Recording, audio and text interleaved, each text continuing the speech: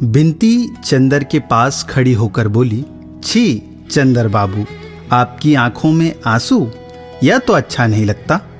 जितनी पवित्रता और ऊंचाई से आपने सुधा के साथ निबाह किया है, यह तो शायद देवता भी नहीं कर पाते।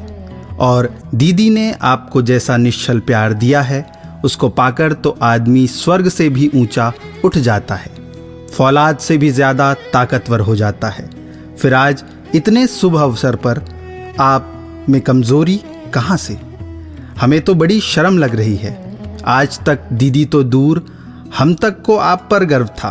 अच्छा, मैं फ़ोटो रख तो आऊँ, वरना दीदी आ जाएंगी। बिंती ने फ़ोटो ली और चली गई। बिंती जब लौटी तो चंदर स्वस्थ था। बिंती की ओर क्षण भर चंदर ने देखा और कहा, मैं इसलिए नहीं रोया था बिंती, मुझे यह लगा कि यह कैसा लगेगा। खैर जाने दो, एक दिन तो ऐसा होता ही है ना, सहना पड़ेगा। बिंती बोली, हाँ सो तो है। अच्छा बिंती, सुधा ने यह फोटो देखी है? चंदर ने पूछा। अभी नहीं, असल में मामा जी ने मुझे कहा था कि यह फोटो दिखा दे सुधा को, लेकिन मेरी हिम्मत नहीं पड़ी। मैंने उनसे कह दिया कि चंदर आएंगे तो दिखा देंगे, आप जब ठीक समझे तो दिखा दें। जेठ दशहरा अगले ही मंगल को है, बिंती ने कहा। अच्छा, एक गहरी सांस लेकर चंदर बोला। बिंती थोड़ी देर तक चंदर की ओर एकटक देखती रही। चंदर ने उसकी निगाह चुरा ली और बोला, क्या देख रही हो बिंती? देख रही हूँ कि आपके पलके झपकती है या नहीं। बिंती बहुत गंभीरता से बोली। क्यों? इसलिए कि मैंने सुना था देवताओं के पलके कभी नहीं गिरती। चंदर एक फीकी हंसी हंसकर रह गया। नहीं, आप मजाक न समझें। मैंने अपनी ज़िंदगी में जितने लोग देखे, उनमें आप जैसा कोई भी नहीं मिला। कितने ऊंचे हैं आप, कितना विशाल हृदय है आपका। दीदी कितनी भाग्यशाली है। चंदर ने कुछ जवाब नहीं दिया। जाओ फोटो ले आओ, उसने कहा। आज ही दिखा दूं, जाओ खाना भी ले आओ। अब घर जाकर क्या करना है? पापा को खाना खिलाने के बाद चंदर और सुधा खाने बैठे। महाराजिन चली गई थी, इसलिए बिंती सेक सेक कर रोटी दे रही थी। सुधा एक रेशमी सनिया पहने चौके के अंदर खा रही थी और चंदर चौके के बाहर। सुबह के कच्चे खाने में डॉक्टर शुक्ला बहुत छूत-छात का विचार रखते थे। देखो, आज बिंती ने रोटी बनाई है तो कितनी मीठी लग रही है। एक तुम बनाती हो कि मालूम ही नहीं पड़ता रोटी है कि सोख्ता। चंदर ने सुधा को चिढ़ाते हुए कहा। सुधा ने हंसकर कहा, हमें बिंती से लड़ाने की कोशिश कर रहे हो? बिंती की हमसे जिंदगी भर लड़ाई नहीं हो सकती। अरे हम सब समझते हैं इनकी बात, बिंती ने रोटी पकड़ते हुए कहा। और जब सुधा सिर झुकाकर खाने लगी तो बिंती ने आंख के इशारे से पूछा, कब दिखाओगे? चंदर ने सिर हिलाया और फिर सुधा से बोला, तुम उन्हें चिट्ठी लिखोगी? किन्हें? कैलाश मिश्रा को, वहीं बरेली वाले। उन्होंने हमें खत लिखा था, उसमें तुम्हें प्रणाम लिखा था। चंदर बोला, नहीं, खत वत नहीं लिखते। उन्हें एक दफ़े बुलाओ तो यहाँ। हाँ बुलाएंगे, अब महीने 2 महीने बाद, जब तुमसे खूब परिचय करा देंगे और तुम्हें उसकी पार्टी में भी भर्ती करा देंगे। चंदर ने कहा। क्या हम मजाक नहीं करते? हम सचमुच समाजवादी दल में शामिल होंगे, सुधा बोली। अब हम सोचते हैं कुछ काम करना चाहिए। बहुत खेल कूद लिए, बचपन निभा लिया। उन्होंने अपना चित्र भेजा है, देखोगी? चंदर ने जेब में हाथ डालते हुए पूछा। कहाँ? सुधा ने बहुत उत्सुकता से पूछा। निकालो देखें। पहले बताओ हमें क्या इनाम दोगी? बहुत मुश्किल से भेजा उन्होंने चित्र, चंदर ने कहा। इनाम देंगे इन्हें, सुधा बोली और झट से झपटकर चित्र छीन लिया। अरे छू लिया चौके में से, बिंती ने दबी जबान से कहा। सुधा ने थाली छोड़ दी। अब छू गई थी वह, अब खा नहीं सकती थी। अच्छी फोटो देखो दीदी। सामने की थाली छूट गई। बिंती ने कहा, सुधा ने हाथ धोकर आंचल के छोर से पकड़कर फोटो देखी और बोली, चंदर सचमुच देखो कितने अच्छे लग रहे हैं, कितना तेज है चेहरे पर, और माथा देखो कितना ऊंचा है। सुधा फोटो देखते हुए बोली, अच्छी लगी फोटो, पसंद है? चंदर ने बहुत गंभीरता से पूछा। हाँ हाँ, और समाजवादियों की तरह नहीं लगते थे, सुधा बोली। अच्छा सुधा, यहाँ आओ। और चंदर के साथ सुधा अपने कमरे में जाकर पलंग पर बैठ गई। चंदर उसके पास बैठ गया और उसका हाथ अपने हाथ में लेकर उसकी अंगूठी घुमाते हुए बोला, सुधा एक बात कहें, मानोगी? क्या? सुधा ने बहुत दुलार और भोलेपन से पूछा।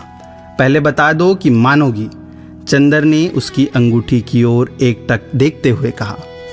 फिर हमने कभी कोई बात तुम्हारी टाली है? क्या बात है? तुम मानोगी चाहे कुछ भी हो?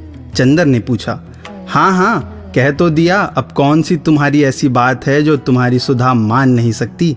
आंखों में, वाणी में, अंग अंग से सुधा के आत्मसमर्पण झलक रहा था। फिर अपनी बात पर कायम रहना सुधा। देखो, उसने सुधा की उंगलियां अपनी पलकों से लगाते हुए कहा, सुधी मेरी, तुम उस लड़के से ब्याह कर लो। क्या? सुधा चोट खाई नागिन की तरह तड़प उठी। इस लड़के से? यही शक्ल है इसकी हमसे ब्याह करने की? चंदर, हम ऐसे मजाक नापसंद करते हैं, समझे कि नहीं? इसलिए बड़े प्यार से बुला लाए, बड़ा दुलार कर रहे थे। तुम अभी वायदा कर चुकी हो? चंदर ने बहुत अजीजी से कहा। वायदा कैसा? तुम कब अपने वायदे निभाते हो? और फिर यह धोखा देकर वायदा कराना क्या? हिम्मत थी तो साफ साफ कहते हमसे, हमारे मन में आता तो कहते। हमें इस तरह से बांधकर क्यों बलिदान चढ़ा रहे हो? और सुधा मारे गुस्से के रोने लगी। चंदर स्तब्ध, उसने इस दृश्य की कल्पना ही नहीं की थी। वह क्षण भर खड़ा रहा। वह क्या कहे सुधा से, कुछ समझ में ही नहीं आता था। वह गया और रोती हुई सुधा के कंधे पर हाथ रख दिया। हटो उधर। सुधा ने बहुत रुखाई से हाथ हटा दिया और आंचल से सिर ढकती हुई बोली, मैं ब्याह नहीं करूंगी, कभी नहीं करूंगी, किसी से नहीं करूंगी। तुम सभी लोगों ने मिलकर मुझे मार डालने की ठानी है, तो मैं अपने सिर पटक पटक कर मर जाऊंगी। और मारे तैस के सचमुच सुधा ने अपना सिर दीवार पर पटक दिया। अरे! दौड़कर चंदर ने सुधा को पकड़ लिया, मगर सुधा ने गरज कर कहा, दूर हटो चंदर, छूना मत मुझे। और जैसे उसमें जाने कहाँ की ताकत आ गई, उसने अपने को छुड़ा दिया। चंदर ने दबी जबान से कहा, छी सुधा, यह तुमसे उम्मीद नहीं थी मुझे। यह भावुकता तुम्हें शोभा नहीं देती। बातें कैसी कर रही हो तुम? हम वही चंदर है ना? हाँ, वही चंदर हो, और तभी तो इस सारी दुनिया में तुम ही एक रह गए हो मुझे फोटो दिखाकर पसंद कराने को। सुधा सिसक सिसक कर रोने लगी। पापा ने भी धोखा दे दिया। हमें पापा से यह उम्मीद नहीं थी। पगली, कौन अपनी लड़की को हमेशा अपने पास रख पाया है? चंदर बोला। तुम चुप रहो चंदर, हमें तुम्हारी बोली जहर लगती है। सुधा, यह फोटो तुम्हें पसंद है? तुम्हारी जबान हिली कैसे? शर्म नहीं आई तुम्हें? हम कितना मानते थे पापा को, कितना मानते थे तुम्हें। हमें यह नहीं मालूम था कि तुम लोग ऐसा करोगी। थोड़ी देर चुपचाप सिसकती रही सुधा और फिर धधक कर उठी। कहाँ है वह फोटो? लाओ, अभी मैं जाऊंगी पापा के पास। मैं कहूंगी उनसे, हाँ, मैं इस लड़के को पसंद करती हूँ, वह बहुत अच्छा है, बहुत सुंदर है, लेकिन मैं उससे शादी नहीं करूंगी। मैं किसी से शादी नहीं करूंगी, झूठी बात है। और उठकर पापा के कमरे की ओर जाने लगी। खबरदार जो कदम बढ़ाया, चंदर ने डांट कर कहा। बैठो इधर। मैं नहीं रुकूंगी, सुधा ने अकड़ कर कहा। नहीं रुकोगी? नहीं रुकोगी? और चंदर का हाथ तैश में उठा और एक भरपूर तमाचा सुधा के गाल पर पड़ा। सुधा के गाल पर नीली उंगलियां अपट आई। वह स्तब्ध, जैसे पत्थर बन गई हो। आंख में आंसू जम गए, पलकों में निगाहें जम गई, होठों में आवाजें जम गई और सीने में सिसकियां जम गई।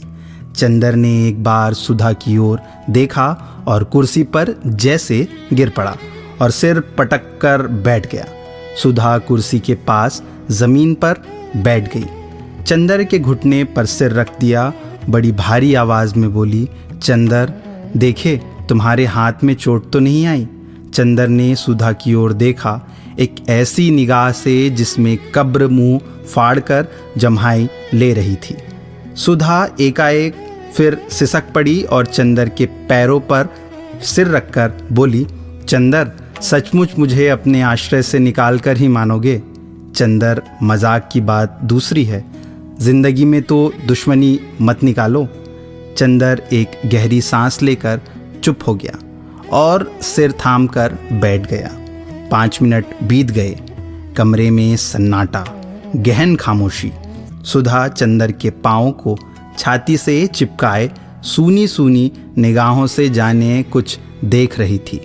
दीवारों के पार, दिशाओं के पार, क्षितिजों के पार दीवार पर घड़ी चल रही थी, टिक टिक। चंदर ने सिर उठाया और कहा, सुधा हमारी तरफ देखो। सुधा ने सिर ऊपर उठाया। चंदर बोला, सुधा तुम हमें जाने क्या समझ रही होगी, लेकिन अगर तुम समझ पाती कि मैं क्या सोचता हूँ, क्या समझता हूँ। सुधा कुछ नहीं बोली। चंदर कहता गया, मैं तुम्हारे मन को समझता हूँ सुधा, तुम्हारे मन में जो तुमसे नहीं कहा वह मुझसे कह दिया था। लेकिन सुधा हम दोनों एक दूसरे की जिंदगी में क्या इसलिए आए थे कि एक दूसरे को कमज़ोर बना दें? या हम लोगों ने स्वर्ग की ऊंचाइयों पर साथ बैठकर आत्मा का संगीत सुना सिर्फ इसलिए कि उसे अपने ब्याह की शहनाई में बदल दें? गलत मत समझो चंदर, मैं गेसू नहीं कि अख्तर से ब्याह के सपने देखूं, और ना तुम ही अख्तर हो चंदर। मैं जानती हूँ कि मैं तुम्हारे लिए राखी के सूद से भी ज़्यादा पवित्र रही हूँ, लेकिन मैं जैसी हूँ मुझे वैसी ही क्यों नहीं रहने देते? मैं किसी से शादी नहीं करूँगी, मैं पापा के पास रहूँगी। शादी को मेरा मन नहीं करता, मैं क्यों करूँ? तुम गुस्सा मत हो, दुखी मत हो, तुम आज्ञा दोगे तो मैं कुछ भी कर सकती हूँ, लेकिन हत्या करने से पहले यह तो देख लो कि मेरे हृदय में क्या है। सुधा ने चंदर के पाँव को अपने हृदय से और भी दबाकर कहा, सुधा तुम एक बात सोचो, अगर तुम सबका प्यार बटोरती चलती हो तो कुछ तुम्हारी जिम्मेदारी है या नहीं? पापा ने आज तक तुम्हें किस तरह पाला, आज क्या तुम्हारा यह फर्ज है कि तुम उनकी बात को ठुकराओ? और एक बात और सोचो, हम पर कुछ विश्वास करके ही उन्होंने कहा है कि तुमसे फोटो पसंद कराऊं।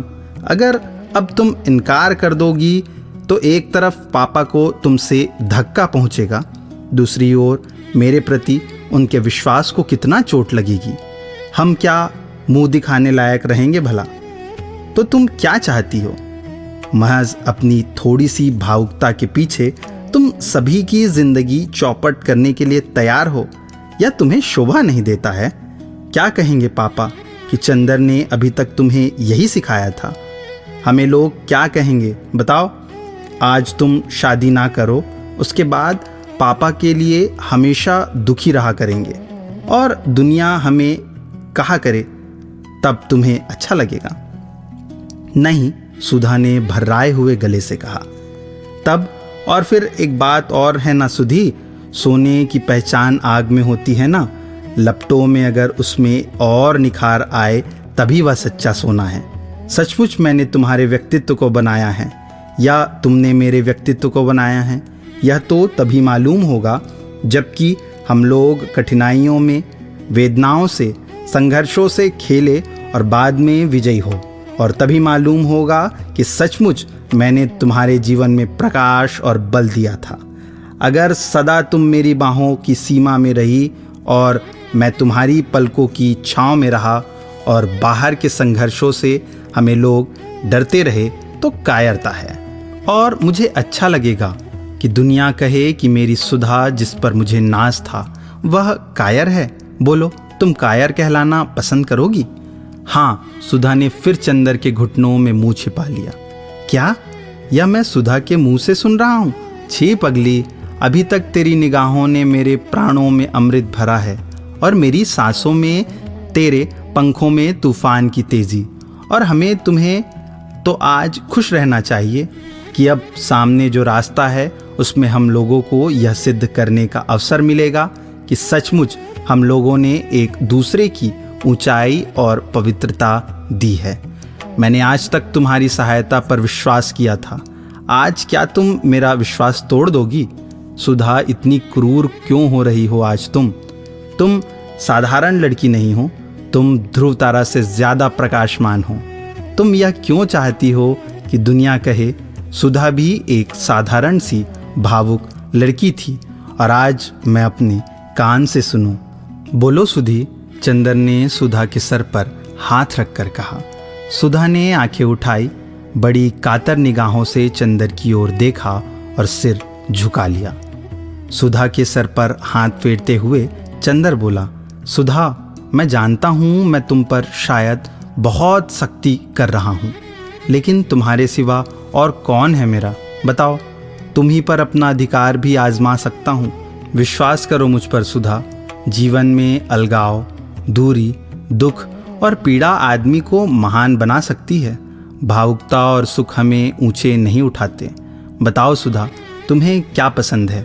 मैं ऊंचा उठूं तुम्हारे विश्वास के सहारे, तुम ऊंची उठो मेरे विश्वास के सहारे। इससे अच्छा और क्या है सुधा?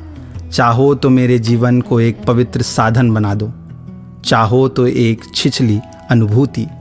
सुधा ने एक गहरी सांस ली, क्षण भर घड़ी की ओर देखा और बोली, इतनी जल्दी क्या है अभी चंदर, तुम तो जो कहोगे मैं कर लूँगी।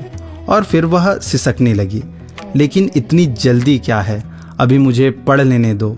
नहीं, इतना अच्छा लड़का फिर मिलेगा नहीं, और इस लड़के के साथ तुम वहाँ पढ़ भी सकती हो। मैं जानता हूँ उसे, वह देवताओं सा निश्चल है। बोलो, मैं पापा से कह दूँ कि तुम्हें पसंद है?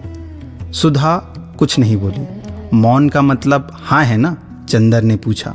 सुधा ने कुछ नहीं कहा, झुककर चंदर के पैरों को अपने होठों से छू लिया और पलकों से 2 आंसू चू पड़े।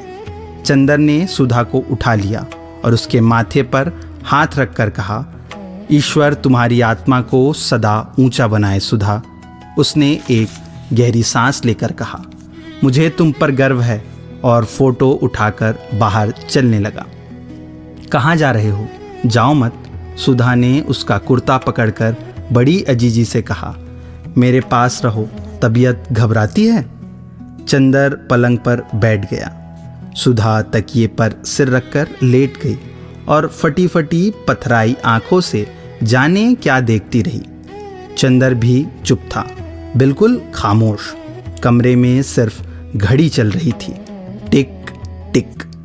थोड़ी देर बाद सुधा ने चंदर के पैरों को अपने तकिए के पास खींच लिया और उसके तलवों पर होंठ रखकर उसमें मुंह छिपाकर चुपचाप लेटी रही। बिनती आई, सुधा हिली भी नहीं। चंदर ने देखा वह सो गई थी। बिनती ने फोटो उठाकर इशारे से पूछा, मंजूर? हाँ, बिनती ने बजाय खुश होने के चंदर की ओर देखकर सिर झुका लिया और चली गई। सुधा सो रही थी और चंदर के तलवों में उसकी नरम सी कुंवारी सांसें गूंज रही थी। चंदर बैठा रहा चुपचाप। उसकी हिम्मत ना पड़ी कि वह हिले और सुधा की नींद तोड़ दे। थोड़ी देर बाद सुधा ने करवट बदली तो वह उठकर आंगन के सोफे पर जाकर लेटा रहा और जाने क्या सोचता रहा। जब उठा तो देखा धूप ढल गई है और सुधा उसके सिराहने बैठी उसे पंखा झल रही है। उसने सुधा की ओर एक अपराधी जैसी कातर निगाहों से देखा और सुधा ने बहुत दर्द से आंखें फेर ली और ऊंचाइयों पर आखिरी सांसें लेती हुई मरणासन पर धूप की ओर देखने लगी। चंदर उठा और सोचने लगा तो सुधा बोली, कल आओगे कि नहीं? क्यों नहीं आऊँगा? चंदर बोला, मैंने सोचा शायद अभी से दूर होना चाहते हो। एक गहरी सांस लेकर सुधा बोली और पंखे की ओर में आंसू पोंछ लिए। चंदर दूसरे दिन सुबह नहीं गया। उसकी थीसिस का बहुत सा भाग टाइप होकर आ गया था और उसे बैठा वह सुधार रहा था, लेकिन साथ ही पता नहीं क्यों उसका साहस नहीं हो रहा था वहाँ जाने का। लेकिन मन में एक चिंता थी सुधा की। वह कल से बिल्कुल मुरझा गई थी।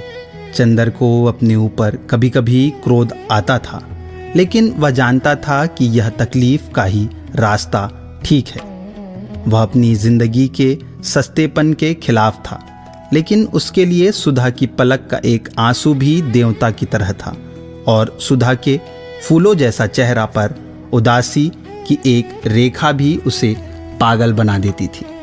सुबह पहले तो वह नहीं गया, बाद में स्वयं उसे पछतावा होने लगा और वह अधीरता से 5 बजने का इंतज़ार करने लगा। 5 बजे और वह साइकिल लेकर पहुंचा। देखा सुधा और बिनती दोनों नहीं हैं। अकेले डॉक्टर शुक्ला अपने कमरे में बैठे हैं। चंदर गया। आओ, सुधा ने तुमसे कह दिया उसे पसंद है? डॉक्टर शुक्ला ने पूछा। हाँ, उसे कोई ऐतराज़ नहीं है, चंदर ने कहा। मैं पहले से जानता था। सुधा मेरी इतनी अच्छी है, इतनी सुशील है कि वह मेरी इच्छा का उल्लंघन तो कर ही नहीं सकती। लेकिन चंदर, कल से उसने खाना पीना छोड़ दिया है। बताओ इससे क्या फ़ायदा?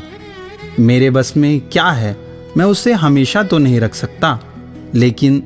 लेकिन आज सुबह खाते वक्त वह बैठी भी नहीं मेरे पास। बताओ। उनका गला भर आया। बताओ मेरा क्या कसूर है? चंदर चुप था। कहाँ है सुधा? चंदर ने पूछा। गैरेज में मोटर ठीक कर रही है। मैं इतना मना किया कि धूप में तप जाओगी, लू लग जाएगी, लेकिन मानी नहीं। बताओ इस झल्लाहट से मुझे कैसा लगता है? वृद्ध पिता के कातर स्वर में डॉक्टर ने कहा। जाओ चंदर, तुम ही समझाओ, मैं क्या कहूँ? चंदर उठकर गया। मोटर गैरेज में काफ़ी गर्मी थी, लेकिन बिनती वहीं एक चटाई बिछाए पड़ी सो रही थी और सुधा इंजन का कवर उठाए मोटर साफ करने में लगी हुई थी। बिनती बेहोश सो रही थी। तकिया चटाई से हटाकर जमीन पे चला गया था और चोट फर्श पर सोई हुई नागिन की तरह पड़ी थी। बिनती का एक हाथ छाती पर था और एक हाथ जमीन पर। आंचल न रहकर चादर बन गया था। चंदर के जाते ही सुधा ने मुंह फेर कर देखा। चंदर आओ। क्षीण मुस्कुराहट उसके होठों पर दौड़ गई, लेकिन इस मुस्कुराहट में उल्लास लुट चुका था। रेखाएं बाकी थी। सहसा उसने मुड़कर देखा। बिनती, अरे कैसे घोड़ा बेचकर सो रही है? उठ, चंदर आए हैं। बिनती ने आंखें खोली, चंदर की ओर देखा, लेटे ही लेटे नमस्ते किया और आंचल संभाल कर फिर करवट बदल कर सो गई। बहुत सोती है कमबख्त, सुधा बोली। इतना कहा इससे कमरे में जाकर पंखे में सो, लेकिन नहीं, जहाँ दीदी रहेगी वहीं यह भी रहेगी। मैं गैरेज में हूँ तो यह कैसे कमरे में रहे? वहीं मरेगी जहाँ मैं मरूंगी। तो तुम ही क्यों गैरेज में थी? ऐसी क्या ज़रूरत थी अभी ठीक करने की? चंदर ने कहा। लेकिन कोशिश करने में सुधा को आज डांट नहीं पा रहा था। पता नहीं कहाँ पर क्या टूट गया था। नहीं चंदर, तबीयत ही नहीं लग रही थी। क्या करती? क्रोशिया उठाया, वह भी रख दिया। कविता उठाई, वह भी रख दी। कविता वगैरह में तबीयत नहीं लगी। मन में आया कोई कठोर काम हो, कोई नीरस काम हो, लोहे, लक्कड़, पीतल, फौलाद का, तो मन लग जाए। तो चली आई मोटर ठीक करने। क्यों, कविता में भी तबीयत नहीं लगी? ताज्जुब है, येसु के साथ बैठकर तुम तो कविता में घंटों गुजार देती थी। चंदर बोला। उन दिनों शायद किसी को प्यार करती रही हूँ, तभी कविता में मन लगता था। सुधा उस दिन की पुरानी बात याद करके बहुत उदास हंसी हंसी। अब प्यार नहीं करती होंगी, अब तबीयत नहीं लगती। बड़ी फीकी, बड़ी बेजार, बड़ी बनावटी लगती है ये कविताएं। मन के दर्द के आगे सब फीकी है। और फिर वह उन्हीं पुर्जों में डूब गई। चंदर भी चुपचाप मोटर की खिड़की से टिक कर खड़ा हो गया। और चुपचाप कुछ सोचने लगा। सुधा ने बिना सिर उठाए झुके ही झुके एक हाथ से एक तार लपेटते हुए कहा, चंदर, तुम्हें मित्र का परिवार आ रहा है, इस मंगल को तैयारी करो जल्दी। कौन परिवार? सुधा, हमारे जेठ और सास आ रही हैं इसी बैसाखी को हमें देखने। उन्होंने तिथि बदल दी है, तो अब 6 दिन ही रह गए हैं। चंदर कुछ नहीं बोला। थोड़ी देर बाद सुधा फिर बोली, अगर उचित समझो तो कुछ पाउडर क्रीम ले आना, लगाकर ज़रा गोरे हो जाएं तो शायद पसंद आ जाएं। क्यों, ठीक है ना? सुधा ने बड़ी विचित्र सी हंसी हंस दी और सिर उठाकर चंदर की ओर देखा। चंदर चुप था, लेकिन उसकी आंखों में अजीब सी पीड़ा थी और उसके माथे पर बहुत ही करुण छाह। सुधा ने कवर गिरा दिया और चंदर के पास जाकर बोली, क्यों चंदर, बुरा मान गए हमारी बात का? क्या करे चंदर, कल से हम मजाक करना ही भूल गए। मजाक करते हैं तो व्यंग बन जाता है। लेकिन हम तुमको कुछ नहीं कह रहे थे चंदर, उदास ना हो, बड़े ही दुलार से सुधा बोली। अच्छा, हम कुछ नहीं कहें। और उसने अपना आंचल संभालने के लिए हाथ उठाया। हाथ में कलौंचा लग गई थी। चंदर समझा मेरे कंधे पर हाथ रख रही है सुधा। वह अलग हटा तो सुधा अपने हाथ देख कर बोली, घबराओ ना देवता, तुम्हारी उज्जवल साधना में कालिक नहीं लगाऊंगी, अपने आंचल में पोंछ लूंगी। और सचमुच आंचल में हाथ पोंछ कर बोली, चलो अंदर चलें, उठ बिनती, बिलैया कहीं की। चंदर को सोफे पर बिठाकर उसकी बगल में सुधा बैठ गई और उंगलियां तोड़ते हुए कहा, चंदर, सिर में बहुत दर्द हो रहा है मेरे। सिर में दर्द नहीं होगा तो क्या? इतनी तपिश में मोटर बना रही थी। पापा कितने दुखी हो रहे थे आज। तुम्हें इस तरह करना चाहिए, फिर फायदा क्या हुआ? ना ऐसे दुखी किया, वैसे दुखी कर लिया। बात तो वही रही ना। तारीफ तो तब थी कि तुम अपनी दुनिया में अपने हाथ से आंख लगा देती और चेहरे पर शिकन ना आती। अभी तक दुनिया की सभी ऊंचाई समेटकर भी बाहर से वही बचपन कायम था तुम में। अब दुनिया का सारा सुख अपने हाथ से लुटाने पर भी वही बचपन, वही उल्लास क्यों नहीं कायम रखती? बचपन? सुधा हंसी। बचपन अब खत्म हो गया चंदर, मैं अब बड़ी हो गई। बड़ी हो गई? कब से? कल दोपहर से चंदर। चंदर चुप। थोड़ी देर बाद फिर स्वयं सुधा ही बोली, नहीं चंदर, 2-3 दिन में ठीक हो जाऊंगी, तुम घबराओ मत। मैं मृत्युशैया पर भी होंगी तो तुम्हारे आदेश पर हंस सकती हूँ। और फिर सुधा गुमसुम बैठ गई। चंदर चुपचाप सोचता रहा और बोला, सुधी, मेरा तुम्हें कुछ भी ध्यान नहीं है। और किसका है चंदर? तुम्हारा ध्यान ना होता तो देखती मुझे कौन झुका सकता था। आज से सालों पहले जब मैं पापा के पास आई थी तो मैंने कभी नहीं सोचा था कि कोई भी होगा जिसके सामने इतना झुक जाऊंगी। अच्छा चंदर, मन बहुत उचट रहा है, चलो कहीं घूम के आएं, चलोगे? चलो, चंदर ने कहा। जाएं, बिनती को जगा लाएं, वह कमबख्त अभी पड़ी सो रही है। सुधा उठकर चली गई। थोड़ी देर में बिनती आंख मलते बगल में चटाई दाबे आई और फिर बरामदे में बैठकर ऊँगने लगी। पीछे पीछे सुधा आई और चोटी खींचकर बोली, चल तैयार हो, चलेंगे घूमने। थोड़ी देर में तैयार हो गए। सुधा ने जाकर मोटर निकाली और बोली चंदर से, तुम चलाओगे या हम? आज हम ही चलाएं। चलो किसी पेड़ से लड़ा दें मोटर आज। अरे बाप रे, पीछे बिनती चिल्लाई, तब हम नहीं जाएंगे। सुधा और चंदर दोनों ने मुड़कर उसे और उसकी घबराहट को देखकर दंग रह गए। नहीं, मरेगी नहीं तू, सुधा ने कहा और आगे बैठ गई। बिनती, तू पीछे बैठेगी? सुधा ने पूछा। ना भैया, मोटर चलेगी तो मैं गिर जाऊंगी। अरे कोई मोटर के पीछे बैठने के लिए थोड़ी कह रही हूँ, पीछे की सीट पर बैठेगी? सुधा ने पूछा। ओ, मैं समझी तुम कह रही हो पीछे बैठने के लिए, जैसे बग्गी की साईजी बैठते हैं। हम तुम्हारे पास बैठेंगे, बिनती ने मचल कर कहा। अब तेरा बचपन इठला रहा है, बिल्ली कहीं की, चला मेरे पास। बिंती मुस्कुराती हुई जाकर सुधा के बगल में बैठ गई। सुधा ने उसे दुलार से पास खींच लिया। चंदर पीछे बैठा तो सुधा बोली, अगर कुछ हर्ज ना समझो तो तुम भी आगे आ जाओ, या दूरी रखनी हो तो पीछे ही बैठो। चंदर आगे बैठ गया। बीच में बिंती, इधर चंदर, उधर सुधा। मोटर चली तो बिंती चीखी, अरे मेरे मास्टर साहब। चंदर ने देखा बिसरिया चला जा रहा था। आज नहीं पढ़ेंगे, चंदर ने चिल्लाकर कहा। सुधा ने मोटर रोकी नहीं।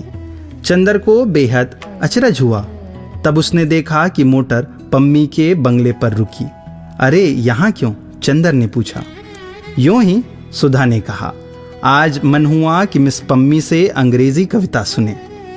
क्यों? अभी तो तुम कह रही थी कि कविता पढ़ने में आज तुम्हारा मन नहीं लग रहा है। कुछ कहो मत चंदर, आज मुझे तो मन में आए कर लेने दो। मेरा सिर बेहद दर्द कर रहा है और मैं जो कुछ समझ नहीं पाती क्या करूं? चंदर, तुमने अच्छा नहीं किया। चंदर कुछ नहीं बोला, चुपचाप आगे चल दिया। सुधा के पीछे पीछे कुछ संकोच करती हुई सी बिंती आ रही थी। पम्मी बैठी कुछ लिख रही थी। उसने उठकर सबों का स्वागत किया। वह कोच पर बैठ गई। दूसरी पर सुधा, चंदर और बिंती। सुधा ने बिंती का परिचय पम्मी से कराया और पम्मी ने बिंती से हाथ मिलाया तो बिंती जाने क्यों चंदर की ओर देखकर हंस पड़ी, शायद उस दिन की घटना की याद में। सहसा सुधा को जाने क्या ख्याल आ गया। बिंती की शरारत भरी हंसी देखकर उसने फौरन कह दिया चंदर से, चंदर तुम पम्मी के पास बैठो, दो मित्र को साथ बैठना चाहिए। हाँ, और ख़ास तौर से जब कभी कभी मिलते हों, बिंती ने मुस्कुराते हुए जोड़ दिया। पम्मी ने मजाक समझ लिया और बिना शर्माए बोली, हम लोगों को मध्यस्थता की ज़रूरत नहीं, धन्यवाद। आओ चंदर, यहाँ आओ। पम्मी ने चंदर को बुलाया। चंदर उठकर पम्मी के पास बैठ गया। थोड़ी देर तक बातें होती रही। मालूम हुआ बर्टी अपने एक दोस्त के साथ तराई के पास शिकार खेलने गया है।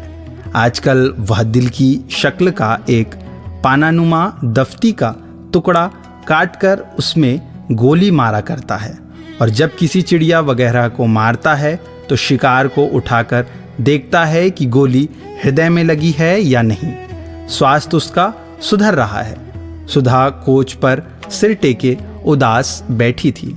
सहसा पम्मी ने बिंती से कहा, आपको पहली दफ़ा देखा मैंने, आप बातें क्यों नहीं करती? बिंती ने झेप कर मुंह झुका लिया। बड़ी विचित्र लड़की थी, हमेशा चुप रहती थी और कभी कभी बोलने की लहर आती तो गुटुरगू करके घर गूंजा देती थी।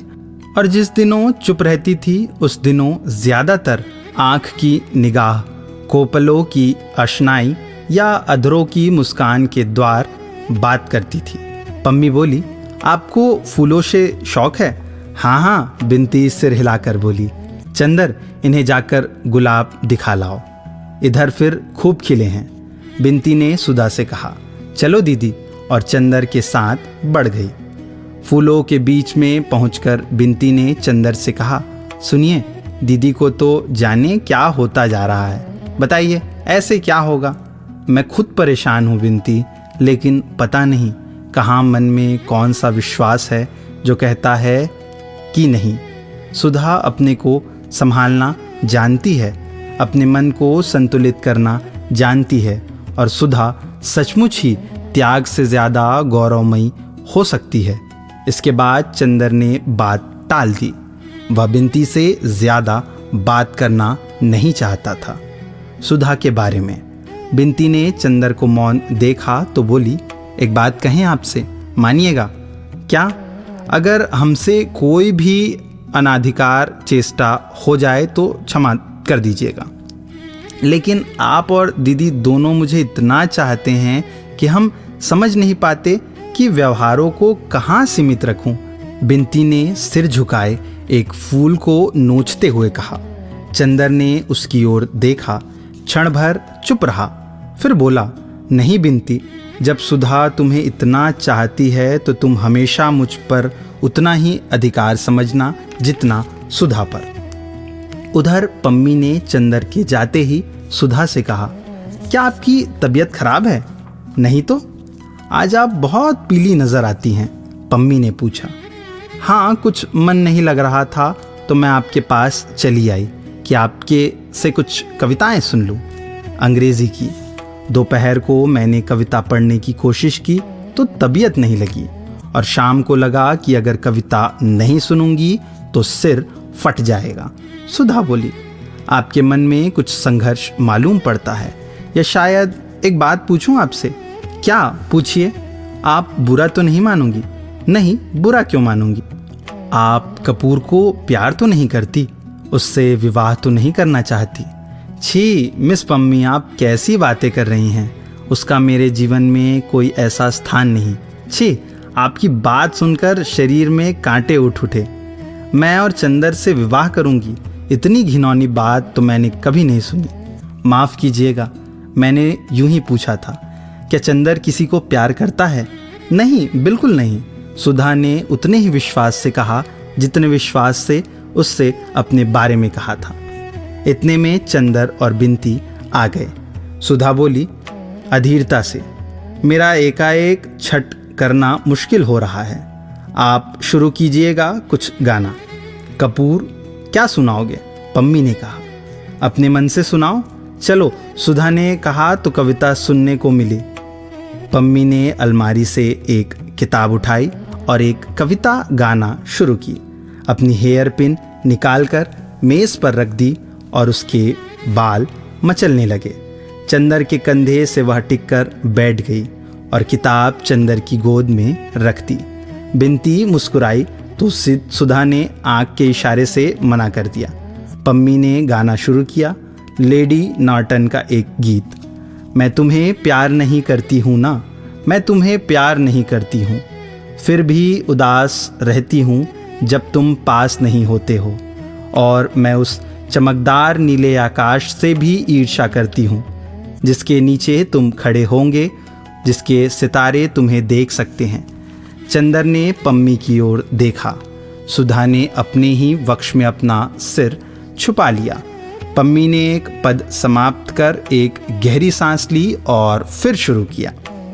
मैं तुम्हें प्यार नहीं करती हूँ, फिर भी तुम्हारी बोलती हुई आंखें, जिसकी नीलिमा में गहराई, चमक और अभिव्यक्ति है, मेरा निर्निमेष पलकों और जागते अर्धरात्रि के आकाश में नाच जाती है, और किसी की आंखों के बारे में ऐसा नहीं होता। सुधा ने बिनती को अपने पास खींच लिया और उसके कंधों पर सिर टेककर बैठ गई।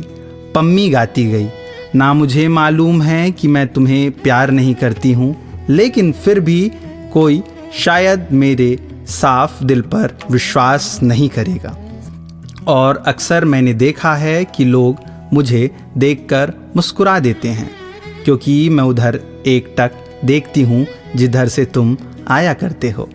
गीत का स्वर बड़े स्वाभाविक ढंग से उठा, लहराने लगा, कांप उठा और फिर धीरे धीरे एक करुण सिसकी हुई लय में डूब गया।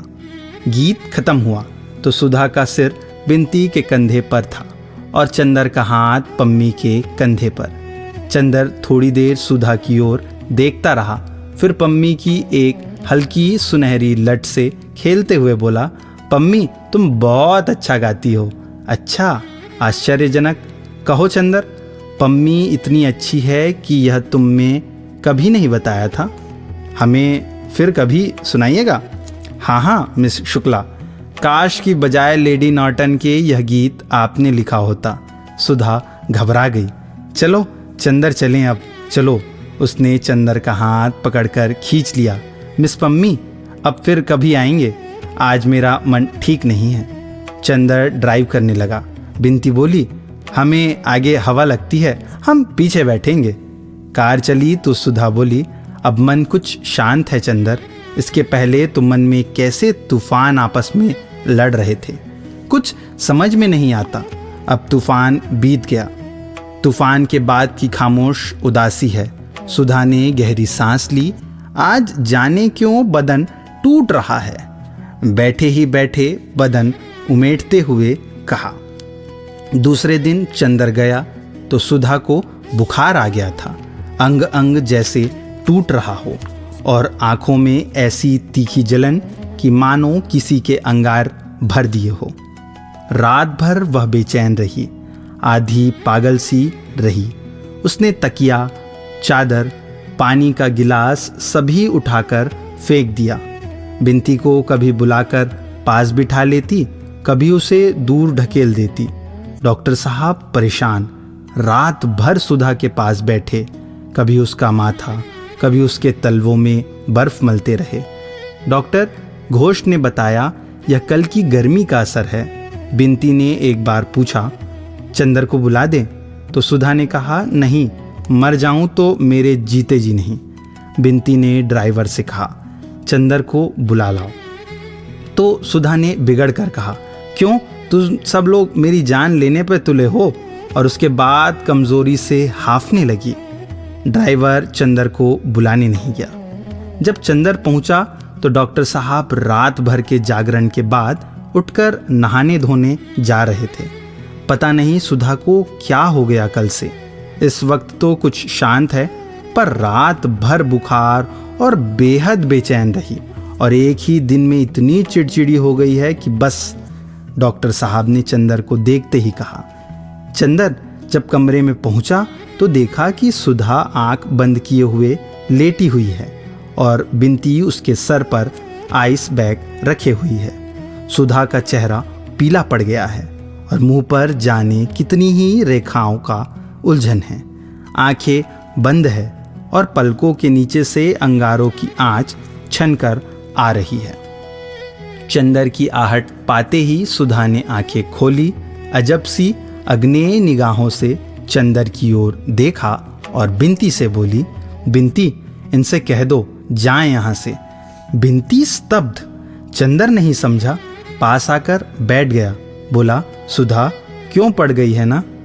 मैंने कहा क्या कि गैरेज में मोटर साफ मत करो। परसों इतना रोई, सिर पटका, कल धूप खाई, आज पड़ रही। कैसी तबीयत है? सुधा उधर खिसक गई और अपने कपड़े समेट लिए, जैसे चंदर की छां से भी बचना चाहती है, और तेज, कड़वी और हांफती हुई आवाज में बोली, बिंती, इनसे कह दो जाएं यहां से। चंदर चुप हो गया और एकटक सुधा की ओर देखने लगा और सुधा की बात ने जैसे चंदर का मन मरोड़ दिया। कितनी गैरियत से बात कर रही है सुधा। सुधा जो उसके अपने व्यक्तित्व से ज्यादा अपनी थी, आज किस स्वर में बोल रही है। सुधी, क्या हुआ तुम्हें? चंदर ने बहुत आहत हो, बहुत दुलार भरी आवाज में पूछा। मैं कहती हूं जाओगे नहीं तुम? फुफक्कर सुधा बोली। कौन हो तुम? मेरी बीमारी पर सहानुभूति प्रकट करने वाले, मेरी कुशल पूछने वाले? मैं बीमार हूं, मैं मर रही हूं, तुमसे मतलब? तुम कौन हो? मेरे भाई हो, मेरे पिता हो? कल अपने मित्र के यहाँ मेरा अपमान कराने ले गए थे। सुधा हांफने लगी। अपमान? किससे? तुम्हारा अपमान किया सुधा? पम्मी ने तो कुछ भी नहीं कहा, तुम पागल हो गई हो। चंदर ने सुधा के पैरों पर हाथ रखते हुए कहा। पागल हो नहीं गई तो हो जाऊंगी। उसने पैर हटा लिए। तुम, पम्मी, गेसू, पापा, डॉक्टर, सब लोग मिलकर मुझे पागल कर दोगे। पापा कहते हैं ब्याह करो, पम्मी कहती है मत करो, गेसू कहती है तुम प्यार करती हो, और तुम कुछ भी नहीं कहते। तुम मुझे इस नरक में बरसों से सुलगते देख रहे हो और बजाय इसके कि तुम कुछ कहो, तुमने मुझे खुद इस भट्टी में ढकेल दिया। चंदर, मैं पागल हूँ, मैं क्या करूँ? सुधा बड़े कातर स्वर में बोली। चंदर चुप था, सिर्फ सिर झुकाए, हाथों पर माथा रखे बैठा था। सुधा थोड़ी देर हांफती रही, फिर बोली, तुम्हें क्या हक था कल पम्मी के यहाँ ले जाने का? उसने क्यों कल गीत में कहा कि मैं तुम्हें प्यार करती हूँ? सुधा बोली। चंदर ने बिंती की ओर देखा। क्यों बिंती? बिंती से मैं कुछ नहीं छुपाती। क्या पम्मी ने कल कहा? मैं तुम्हें प्यार नहीं करती? मेरा मन मुझे धोखा नहीं दे सकता। मैं तुमसे सिर्फ जाने क्या करती हूँ। फिर पम्मी ने कल ऐसी बात क्यों कही? मेरे रोम रोम में जाने कौन सा ज्वालामुखी धधक उठता है ऐसी बातें सुनकर। तुम क्यों पम्मी के यहाँ ले गए? तुम खुद गई थी सुधा, चंदर ने बोला। तो तुम रोक नहीं सकते थे? तुम कह देते मत जाओ तो मैं कभी जा सकती थी। तुमने क्यों नहीं रोका? तुम हाथ पकड़ लेते, तुम डांट देते, तुमने क्यों नहीं डांटा? एक ही दिन में मैं तुम्हारी गैर हो गई? गैर हूं तो फिर क्यों आए हो? जाओ यहां से, मैं कहती हूं जाओ यहां से, दांत पीस कर सुधा बोली। सुधा, मैं तुम्हारी बोली नहीं सुनना चाहता, जाते हो कि नहीं? और सुधा ने उस अपने माथे पर से उठाकर आइस बैग फेंक दिया। बिंती चौंक उठी, चंदर चौंक उठा। उसने मुड़कर सुधा की ओर देखा। सुधा का चेहरा डरावना लग रहा था। उसका मन रो आया। वह क्षण भर सुधा की ओर देखता रहा और धीरे धीरे कमरे से बाहर चला गया।